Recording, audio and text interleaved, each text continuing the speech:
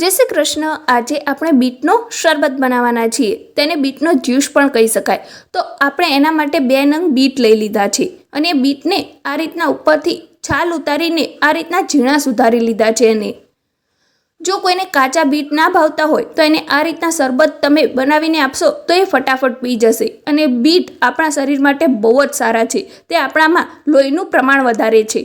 તો જો આ રીતના બીટ સુધારીને આમાં થોડુંક આપણે મીઠું એડ કરી દેવાનું છે। મીઠું તમારા ટેસ્ટ પ્રમાણે એડ કરવાનું છે।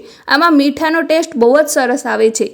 સાથે જ આપણે એમાં બીજી કશી જ વસ્તુ ઉમેર્યા વગર પાણી ઉમેરવાનું છે, એકદમ ફ્રીજનું ઠંડુ ઠંડુ। અને આને આપણે બ્લેન્ડરના મદદથી ક્રશ કરી લઈશું એને। તો જો આ રીતના ઝીણું સુધારાઈ જાય પછી આમાં બીજી કોઈ જ વસ્તુ ઉમેરવાની નથી, બસ આ બ્લેન્ડરની મદદથી એને ક્રશ કરી લો।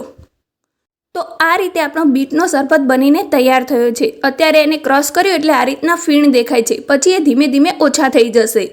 તો જો આ રીતના તમે ડાયરેક્ટ સર્વ કરવા માંગતા હોય તો પણ એને કરી શકો છો, અને કોઈ એને આ રીતના ગળવો હોય તો એને આવી રીતે કાણાવાળું કોઈ પણ બાઉલ લઈ એને ગળી લેવાનું છે। અને હવે એનું સર્વિંગ કરી લઈએ આપણે બીટના જ્યુસનો।